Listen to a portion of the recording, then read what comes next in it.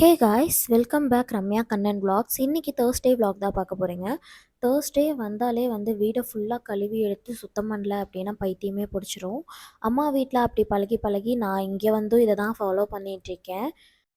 இந்த டைம் கிச்சனில் வந்து நிறைய ஆயில் இருக்க மாதிரி ஃபீல் ஆச்சு. அதனால ஃபுல்லாகவே வந்து வாஷ் பண்ணி எடுத்துடலாம் அப்படின்னு சொல்லிட்டு களத்தில் குதிச்சிட்டேன். கண்ணன் வந்து தம்பியை வச்சிட்ருக்காங்க. அவங்களுக்கு வந்து இந்த டைம் பாத்ரூம் கழுவுற வேலையை கொடுத்துட்டேன். அதனால நான் வந்து ஃபுல்லாக கிச்சனையும் நானே பார்த்துட்டு வீடு துடைக்கிறது எல்லாமே நானே பார்த்துக்கிறேன் அப்படின்னு சொல்லியிருக்கேன். எனக்கு இது மட்டும் இல்லாமல் துணி துவைக்கிற வேலை இருக்குது. இன்றைக்கி டைம் இருந்தது அப்படின்னா துவைப்பேன். அப்படி இல்லை அப்படின்னா ஃப்ரைடே தான் துவைக்கணும். ஃப்ரைடே ஒரு ஃபங்க்ஷன் வேறு இருக்குது. அதனால் என்ன பண்ணுறது அப்படின்னு சொல்லிட்டு குழப்பத்திலே தான் எல்லா வேலையும் பண்ணிகிட்ருக்கேன். ஆனால் நான் இந்த வேலையெல்லாம் செய்யும்போது செம்ம காண்டில் இருந்தேன். என்கிட்ட வந்து கண்ணா பேசினாங்க அப்படின்னாலே கற்று கற்றுன்னு கத்திட்டு இருந்தேன். ஏன்னா இனியனை தூங்க வைக்கணும் அப்படின்னு சொல்லி பார்த்தா தூங்கவும் இல்லை இன்றைக்கி. அதுக்கப்புறம் கண்ணன் கிட்ட கொடுத்துட்டு வந்து தான் வேலையை ஸ்டார்ட் பண்ணேன். ஒரு வழியாக எல்லாமே செஞ்சு முடிச்சிட்டேன். எப்படி செய்கிறேன் அப்படிங்கிறது தான் இந்த vlogல நீங்கள் பார்க்க போகிறீங்க. நான் இப்போ உங்களுக்கு வாய்ஸ் ஓவர் கொடுத்துட்ருக்க டைம் வந்து பார்த்தீங்க அப்படின்னா 12 மணி. நாயெல்லாம் ஓல விடுது. என்ன பண்ணுறது, எனக்கு தூக்கமே வரமாட்டேது. ஒரு சிஸ்டர் வேறு கமெண்ட் பண்ணியிருந்தாங்க, கண்ணை சுற்றி கருவளையாக இருக்குக்கா, நல்லா படுத்து தூங்குங்க அப்படின்னு சொல்லிட்டு. சீரியஸாகவே சொல்கிறேன், எனக்கு தூக்கமே வரமாட்டேது. சரி ஓகே அப்படின்னு சொல்லிட்டு தூங்கலான்னு சொல்லி ட்ரை பண்ணாலும் சும்மா திரும்பி திரும்பியே டைம் ஓடிடுது. அதான் வீடியோவாவது எடிட் பண்ணலாம் அப்படின்னு சொல்லிட்டு நைட் டைமில் தான் லாங் வீடியோ வந்து எடிட் பண்ணுவேன். அதை எடிட் பண்ணி முடிச்சிட்டேன் அப்படின்னா கமெண்ட்ஸ்க்கு எதுக்காவது ரிப்ளை பண்ணுவேன்.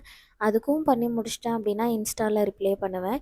இப்படியே நான் பண்ணி பண்ணி 3 மணி ஆயிரும். காலையில் என் தம்பி 6 மணிக்கு எந்திரிச்சிருவான். அவன் கூடயே நான் எந்திரிச்சா தான் மறுபடியும் அவனை வந்து ஃபீட் பண்ணிவிட்டு ஏதாவது அவனுக்கு ஃபுட்டு கொடுத்துட்டு மறுபடியும் ஒரு 11 மணி போல் தூங்க வைக்க முடியும். அப்போவும் நான் தூங்குவேனான்னு கேட்டால் கிடையாது. வீட்டில் ஏதாவது வேலை இருந்ததுன்னா வேலை செய்வேன். அவன் தூங்கலை அப்படின்னா அவன் கூடயே உட்காந்துட்ருப்பேன். கண்ணன் வந்தாங்க அப்படின்னா தான் சமைக்கவே ஆரம்பிப்பேன். சம்டைம்ஸ் தம்பி தூங்கிட்டான் அப்படின்னா அப்போ சமைக்க ஆரம்பிச்சிருவேன். அப்புறம் கண்ணன் சாப்பிட்டதுக்கப்புறமா கண்ணன் கொஞ்சம் நேரம் தம்பி வச்சுருப்பாங்க. அப்புறம் 3 பேருமே சேர்ந்து கொஞ்சம் நேரம் தூங்குவோம். இப்படி தான் வந்து என்னோடய லைஃப் போயிட்டுருக்கு. ஏன்னா செல்ஃப் கேர் பண்ணுறதுக்கு எனக்கு தோணவே மாட்டேது. எதனால் அப்படின்னு சொல்லிட்டு எனக்கே தெரியல. இப்போ வரைக்குமே வந்து எனக்கு வந்து செல்ஃப் கேர் ரொம்ப பிடிக்கும் அந்த ஒரு விஷயம். ஏன்னா நான் வந்து க்ரோம் பண்ணிக்கிறது. அந்த விஷயங்கள்லாம் ஏன் இப்போல்லாம் தோண மாட்டேதுன்னு எனக்கே தெரியல. எனக்கே தெரியுது கண்ணை சுற்றி நல்லா கருவளை இருக்குது அப்படின்னு சொல்லிட்டு. பட் இருந்தாலும் எனக்கு தூக்கம் வரமாட்டேது. அதனால இதெல்லாம் பண்ணிட்டு தான் நான் போய் படுத்து தூங்குறேன். கமெண்ட்ஸில் வர ஒரு சில விஷயங்களுக்கு தான் இந்த வீடியோவில் வந்து ரிப்ளை பண்ண போகிறேன். பாசிட்டிவாகவே பேசுங்கக்கா, நெகட்டிவாக பேசாதீங்க அப்படின்னு சொல்கிறீங்க. பாசிட்டிவாக தான் நான் எப்போவுமே இருப்பேன். பட் நான் நெகட்டிவாக பேசுகிறதுக்கு ரீசன், எனக்கு என்ன ஹர்ட் பண்ணுற மாதிரி ஏதாவது மெசேஜஸ் வருதுல்ல, அதுக்காக தான் வந்து வீடியோஸில் வந்து அதோட ரிஃப்ளெக்டை வந்து அந்த இடத்துல நான் கொடுக்குறேன். அது ஏன் அப்படின்னு சொல்லிட்டு எனக்கும் தெரியல. என்கிட்ட எப்படி பேசுகிறாங்களோ அப்படி தான் நான் பதில் சொல்கிறேன். உண்மையை சொல்லப்போனால் நான் எந்த இடத்துலையும் பொய் சொல்ல கிடையாது. ஆனால் ஒரு சில கமெண்டில் வந்து பொய் சொல்கிறீங்க அப்படின்னு சொல்லும்போது அது எனக்கு ஹர்ட் ஆகுது. அவங்களுக்கு அவங்களோட வேலை வந்து நான் ரிப்ளை பண்ணுறேன். இதனால நான் வந்து திமிரு பிடிச்சவ, இல்லை ஓவரா சீன் போடுறா அப்படிங்கிற பேரெல்லாம் வந்து ஒரு சிலர்கிட்ட இருந்து வருது. ஒரு ஒரு சிலர் வந்து இந்த பொண்ணு நல்ல பொண்ணுன்னு நினைக்கிறவங்க கூட நான் அவங்களுக்கு ரிப்ளை பண்ணுறத பார்த்து, இல்லை வர வர ஓவரா பண்ணிட்டு போகுது அப்படின்னு சொல்லி கூட ஒரு சிலருக்கு அந்த தாட் வரலாம். இப்போ எக்ஸாம்பிள் எடுத்துக்கோங்க, நீங்கள் ஒரு விஷயம் பண்ணலை, பட் அதை பண்ண மாதிரி உங்களுக்கு யாராவது சொல்லும்போது உங்களுக்கு கோவம் வரும்ல. இப்போ அதே மாதிரி தான் எனக்கும் கோவம் வருது. அந்த இடத்துல நான் ரிப்ளை பண்ணுறேன் அந்த மாதிரி. நான் எல்லா கமெண்ட்ஸுக்கும் வந்து கோவமா ரிப்ளை பண்ணுறேனான்னு கேட்டால் கிடையாது. ஒரு சில கமெண்ட்ஸ் வந்து எனக்கு நெகட்டிவாக இருந்தாலும் நான் பாசிட்டிவாக வந்து அவங்களுக்கு பதில் சொல்வேன். ஒரு சில விஷயங்கள் கொஞ்சம் ஓவரா போகும்போது எனக்கு கோவம் வரும். அதுக்கேற்ற மாதிரி நான் வந்து ஆன்சர் பண்ணுவேன். பட் எந்த இடத்துலயும் எனக்கு பொய் சொல்லணும் அப்படிங்கிற அவசியமே கிடையாது. ஃபர்ஸ்ட் ஆஃப் ஆல் எனக்கு பொய் சொன்னால் பிடிக்காது. நான் அந்த பொய் அப்படிங்கிற ஒரு விஷயத்தையே என் லைஃப்பில் இருந்து அவாய்ட் பண்ணிடுவேன். யாராக இருந்தாலும் சரி என்கிட்ட உண்மையை சொல்லி திட்டு கூட வாங்கிப்பாங்க. என்கிட்ட பொய் சொல்ல மாட்டாங்க. என்னை சுற்றி இருக்கிறவங்க இப்போவும் அப்படி தான் இருக்காங்க. என்ன வந்து பொய் சொல்கிறீங்க அப்படின்னு சொல்லும்போது எனக்கு அதனால கோவம் வருது. அதனால மட்டும் தான் நான் வந்து ஹார்ஷா பேசுகிறேன். எப்படி பேசுவேன் அப்படின்னா, "உனக்கு என்ன தெரியும்? நீ வந்து பார்த்தியா நான் பொய் சொல்கிறேன்னு சொல்லிட்டு அந்த மாதிரி செட் ஆஃப் பீப்புள்ஸ் கிட்ட நான் ரிப்ளை பண்ணுறேன். அது எனக்கே தெரியுது நான் ஹார்ஷாக பேசுகிறேன் அப்படின்னு சொல்லிட்டு. பட் அவங்க வேலை சொன்னால் தானே அவங்க வந்து ரிப்பீட்டடாக எனக்கு அதை பண்ண மாட்டாங்க அப்படின்னு சொல்லிட்டு எனக்கு ஒரு தாட். அதனால நான் அப்படி ரிப்ளை பண்ணுறேன். இது ஒரு சோஷியல் மீடியா, எனக்கே தெரியும். ப்ளஸ்ஸும் இருக்கும் மைனஸும் இருக்கும், எல்லாமே தெரிஞ்சு தான் இந்த ஒரு விஷயத்துக்குள்ளே நான் இறங்கியிருக்கேன். பட் எல்லா நேரங்கள்லேயும் நான் வந்து ரொம்ப அமைதியான பொண்ணு மாதிரி என்னால் இருக்க முடியாது. நான் இப்படி தான். இது என்னோட நேச்சர். அத வந்து மாத்த முடியுமான்னு கேட்டா மாத்த முடியாது. அ இதனால நான் வந்து ஃபேமிலிலயும் சரி, வெளிலயும் சரி, ஃப்ரெண்ட்ஸ் சர்க்கிள்லயும் சரி, நெறையா வந்து பட்டுருக்கேன். பட் இருந்தாலும் வந்து நான் தப்பு இல்லன்னு தெரிஞ்சதுனால என்னால அத மாத்திக்க முடியல. ஒரு வேள ஆப்போசிட்ல இருக்கிறவங்க தப்பா இருக்கும்போது, நான் பேசுறது வந்து அவங்களுக்கு ஹார்ஷா இருக்கலாம் அப்படின்னு சொல்லிட்டு, நான் அந்த இடத்துல இருந்து ஒதுங்கிருவேன். அத தவிர வேற என்னால எதுவுமே பண்ண முடியாது. இதுக்காண்டி நீ மாறு அப்படின்னு சொன்னீங்க அப்படின்னா, என்னால மாத்திக்க முடியாது. அதனால தான் நான் சொல்றேன். தூங்குறவன தான் வண்டியில உட்கார வச்சிருக்கியா? நீ போ, நான் சும்மா உட்கார வச்சேன் போ. இப்போ தூங்கிடுவோம். கொஞ்ச நேரம் கத்த இப்ப ஆரம்பிச்சிடும். நீ என்ன பண்ண போற? பாத்ரூம் வைக்க நீ பாத்ரூம் இப்ப கழுவ போறியா? ஆமா. நீ அவனுக்குள்ள கொடுத்து பாரு, தூங்கிடுவேன்.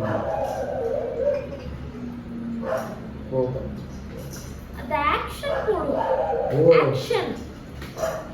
எனக்கு பாத்திரம் இருக்கு இன்னும். வீடு கூட்டணும், வீடு துடைக்கணும் அம்மா.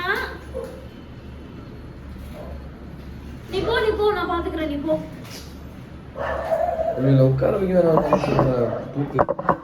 கொஞ்ச நேரம் உட்கார வைக்கலாம் போ. உன்னை விட எனக்கு தானே வேலை ஜாஸ்தி. வெறி ஆகுது எனக்கு. வீடு கந்தர குணமா கிடக்குது. ஒரு சில இடங்கள்ல நானும் கண்ணாவும் பேசுகிற கான்வர்சேஷன் வந்து ஆட் பண்ணியிருப்பேன். அது வந்து எப்போவுமே அப்படிதான். அத வந்து இக்னோர் பண்ணிருங்க. அத வந்து மைண்ட்ல எடுத்துக்காதீங்க. அண்ணா பாவம்லாம் சொல்றீங்க. நாங்க 2 பேரும் இப்படி இருந்தா தான் எங்களுக்கு நல்லாயிருக்கும். அதனால தான் நாங்க எப்போவுமே இப்படியே இருக்கோம். மேபி உங்களுக்கு எப்படி புடிச்சிருக்கு அப்படின்னு சொல்லிட்டு எனக்கு தெரியல. பட் எனக்கு இதுதான் புடிச்சிருக்கு. நெக்ஸ்ட்டு கொஸ்டின் வந்து, உங்களோட லிப்பு வந்து டார்க்கா இருக்கு. லிப்ஸ்டிக் போட்டு போட்டு டார்க் ஆயிருச்சா அப்படின்னு சொல்லி கேட்குறீங்க. லிப்ஸ்டிக் ஒரு காரணம் தான். பட் நேச்சராவே என்னோட லிப் வந்து பிளாக் தான். என்னோட லிப்புன்னு இல்ல. என்னோட ஃபேமிலியில எல்லாத்துக்குமே லிப்பு வந்து பிளாக்கா தான் இருக்கும். அது வந்து நேச்சர். அத சேஞ்ச் பண்ண முடியாது. இத நான் யூடியூப் ஸ்டார்ட் பண்றதுல இருந்தே சொல்லிட்டுருக்கேன். பட் இன்னும் மேபி வந்து நியூ சப்ஸ்கிரைபர்ஸா இருக்கலாம்னு நெனைக்கிறேன். அது வந்து சேஞ்ச் பண்ண முடியாதுங்க. அது என்னோட ஒரிஜினல். அத எப்படி நான் போய் சேஞ்ச் பண்ண முடியும்? நான் வந்து சொல்லப்போனா எல்லாரும் வந்து கலர் பண்ணிட்டு வராங்கல்ல, அந்த மாரி போய் லிப் கலர் தான் பண்ணணும். அதில எனக்கு இன்ட்ரெஸ்ட் இல்ல. அதனால நான் அத வந்து இக்னோர் பண்ணிட்டேன் அவ்வளோதான். நீங்க திரும்ப திரும்ப கேட்கறதுனால மட்டும் என்னோட வாய் வந்து பிங்க் கலர்ல செவ செவன்னு இருக்க போதான்னு கேட்டா, இருக்காது. அத மாத்தவும் முடியாது. அதனால தான் சொல்றேன். அப்புறம் வெயிட்ட பத்தி வந்து ஒரு வீடியோ போட்டிருப்பேன். அதில வந்து நீங்க மாத்தி மாத்தி பேசுறீங்க. வெயிட் ஏறலன்னு சொல்றீங்க, அப்புறம் ஏறிருச்சுன்னு சொல்றீங்க அப்படின்னு சொல்றீங்க. ஒண்ணு தெரிஞ்சுக்கோங்க. நான் அப்பப்ப வீடியோ போடுறேன். அப்பப்ப வீடியோ போடும்போது, அப்ப என்ன வெயிட் இருக்கனோ அத தான் நான் சொல்றேன். திடீர்னு வந்து வெயிட் ஏறுது, திடீர்னு இறங்குது. இது வந்து மைனஸா, ப்ளஸ்ஸா அப்படின்னு எனக்கு தெரியல. அந்த டைம்ல அப்டேட் பண்றத அப்படி எடுத்துக்கோங்க. நீங்க ஏன் வந்து இவங்க மாத்தி மாத்தி பேசுறாங்க, பொய் சொல்றாங்க, அப்படி சொல்றீங்கன்னு எனக்கு தெரியல. என்ன ஃபர்ஸ்ட்லேருந்து ஃபாலோ பண்ணவங்களுக்கு தெரியும். நான் வந்து என்னென்ன அப்டேட் பண்ணிட்டுருக்கேன் அப்படின்னு சொல்லிட்டு. அந்த மாரி தான். நான் நல்லா சாப்பிட்டேன் அப்படின்னா வெயிட் ஏறுது. நல்லா சாப்பிடலன்னா வந்து வெயிட் கம்மியாகுது. ஏதாவது கொஞ்சம் வாக்கிங் அந்த மாரி போம்போது கம்மியாகுது. அம்மா வீட்டுக்கு போனேன்னா நான் நல்லா திம்பேன். அதனால தான் எனக்கு வெயிட் கெயின் ஆகுது. பட் இதில வந்து என்னோட ஃபால்ட் கிடையாது. நான் வந்து வெயிட் லாஸ் பீரியட்ஸ்ல இல்லவே இல்ல. எனக்கு வெயிட் லாஸ் பண்ணணுங்கிற ஐடியாவும் இல்ல. என்ன பொறுத்தவரைக்கும் ஒரு 1 1/2 வயசு வரைக்கும் தம்பிக்கு நல்லா ஃபீட் குடுக்கணும் அப்படின்னு சொல்லிட்டு, நான் எதுவுமே வந்து ட்ரை பண்ணல. நீங்க நெனைக்கலாம், அதெல்லாம் இல்லாமயே நீங்க வந்து ஐ மீன் வெயிட் லாஸ்லாம் பண்ணியே நீங்க அத மெயின்டெயின் பண்ணலாம் அப்படின்னு சொல்லிட்டு. ஒருவேளை என்னோட பாடிக்கு வந்து அது செட் ஆகாம மில்க் சப்ளை கம்மியாயிருச்சு அப்படின்னா என்ன பண்றதுங்கிற தாட் இருக்கு. வெயிட் எப்போ வேணாலும் கம்மி பண்ணிக்கலாம். மில்க் சப்ளை வந்து கண்டிப்பா நல்லா இருந்தா மட்டும் தான் என் பையன வந்து நான் நல்லபடியா கொண்டு வர முடியும். அந்த ஒரு தாட்னால நான் வெயிட் லாஸ் இப்ப இருக்கணும் அப்படிங்கிற தாட் எனக்கு இல்ல. டயட்லாம் நான் எதுவும் ட்ரை பண்ணல. ஜஸ்ட் வாக்கிங் போவேன் டைம் கிடைச்சா. அப்படி இல்ல அப்படின்னா குட்டி குட்டி எக்ஸர்சைஸ் பண்ணுவேன் அவ்வளோதான். மற்றபடி நான் வந்து ஃபுட்டு கண்ட்ரோல் இருக்குது. பட் இருந்தாலும் என்னோடய கிரேவிங்ஸை வந்து என்னால் கண்ட்ரோல் பண்ண முடியல. அதனால எனக்கு என்ன தோணுதோ அதை நான் பண்ணிகிட்ருக்கேன். கொஞ்சம் கொஞ்சம் அப்டேட்டும் நான் உங்களுக்கு கொடுத்துட்ருக்கேன். நான் என்ன பண்ணுறேங்கிறது தான் சொல்லிகிட்ருக்கேன். அதில் வந்து பொய் சொல்கிறேன் அப்படிங்கிற மாதிரி சொல்லும்போது எனக்கு வந்து இதெல்லாம் ஏன்டா கொடுக்கணும் அப்படிங்கிற மாதிரி இருக்குது. பட் இருந்தாலும் நான் கொடுத்துட்டு தான் இருப்பேன். இவ்வளோ நேரம் நெகட்டிவ் கமெண்ட்டுக்கு வந்து ரிப்ளை பண்ணிகிட்டு இருந்தேன். இப்போ பாசிட்டிவ் போகலாமா? ஒரு சிலர் வந்து என்கிட்ட வந்து நீங்கள் வந்து இவ்வளோ வேலையும் பார்க்குறீங்க, எப்படி உங்களால் இப்படிலாம் இருக்க முடியுது? உங்களை பார்த்து தான், உங்களோட வீடியோஸை பார்த்து தான் எனக்கு வந்து ஸ்ட்ரெஸ்ஸு கம்மியாகுது, அதனால் கண்டினியூவாக வீடியோ போடுங்க அப்படின்லாம் சொல்கிறீங்க. நீங்கள் பண்ணுற இந்த ஒரு கமெண்ட்ஸ் எல்லாம் தான் என்ன பூஸ்ட் பண்ணி என்னை கண்டினியூவாக வந்து ஒர்க் பண்ண வச்சிட்ருக்கு. அதனால மட்டும்தான் நான் வந்து கண்டினியூவாக வீடியோவும் போட்டுட்ருக்கேன். எனக்கு ஸ்ரீலங்கா சைட்ல இருந்து நெறைய வந்து டிஎம்ஸ் வருது. அவங்க கிட்டலாம் நான் வாய்ஸில தான் பேசிகிட்ருக்கேன். பட் அவங்க பேசுகிறதெல்லாம் எனக்கு அவ்வளோ பிடிச்சிருக்கு. என்னை எந்த அளவுக்கு வந்து நோட் பண்ணுறாங்க. சின்ன சின்ன விஷயத்த கூட நோட் பண்ணி சொல்லுவாங்க. என்னை சப்போர்ட் பண்ணுறம்போது அவங்க பேசுகிற அந்த வேர்ட்ஸ் எல்லாம் வந்து எனக்கு ரொம்பவே வந்து ஹார்ட் வெல்கமாக இருக்கும். எப்படி சொல்கிறதுனே தெரியாது. அவங்கக்கிட்ட நான் என்ன ரிப்ளை பண்ணுறதுனே தெரியாது. அந்த அளவுக்கு நான் சந்தோஷத்தில் குதிச்சிட்ருப்பேன். பட் அந்த அளவுக்கு என்னை சப்போர்ட் பண்ணுறதுக்கு ரொம்பவே தேங்க்ஸ். சொல்லப்போனால் இப்போ நம்ம வந்து 1,00,000 சப்ஸ்கிரைபர்ஸ் வரப்போகிறோம்.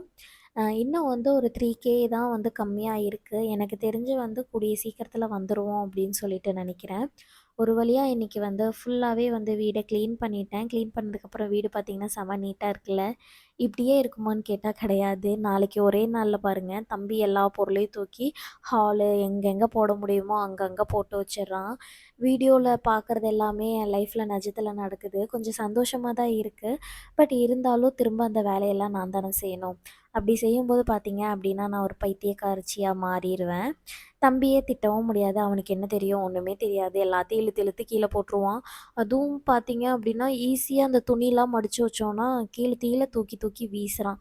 அப்படி தான் பண்ணிகிட்ருக்கான். நெக்ஸ்ட்டு என்ன வீடியோ போடலாம் அப்படின்னு சொல்லுங்கள். ஹேர் கேர் போடலாம் அப்படிங்கிற ஐடியாவில் இருக்கேன். அப்படி இல்லைன்னா யூடியூபோட இன்கம் பற்றி பேசலான்னு இருக்கேன். அப்படியும் இல்லை அப்படின்னா வேறு என்ன பேசலாம் அப்படின்னு சொல்லிட்டு என்கிட்ட சொல்லுங்கள். நான் அதை சம்மந்தப்பட்ட வீடியோ போட்டேன். இதே மாதிரி ஏதாவது ஒர்க் பண்ணிவிட்டு வாய்ஸில் வந்து உங்களுக்கு கிளியராக வந்து எக்ஸ்பிளைன் பண்ணுறேன். ஓகேங்களா? இல்லைன்னா என்னோடய லைஃப்பில் நடந்த குட்டி குட்டி ஸ்டோரிஸ் ஏதாவது சொல்லட்டுமா அப்படின்னு சொல்லுங்கள். எனக்கு இதெல்லாம் மைண்டில் இருக்குது. அதை தான் உங்ககிட்ட ஷேர் பண்ணுறேன். உங்களுக்கு எது செட் ஆகுமோ அதை சொல்லுங்கள். நான் வந்து அதை வீடியோவாக வந்து உங்களுக்கு போடுறேன். ஓகே, பாய். நம்மளோட சேனல் சப்ஸ்கிரைப் பண்ணி பெல் ஐகானை கிளிக் பண்ணிக்கோங்க. அப்போ தான் நாங்கள் போடுற வீடியோ உங்களோட நோட்டிஃபிகேஷன் வரும். சரி, பாய் சொல்லு.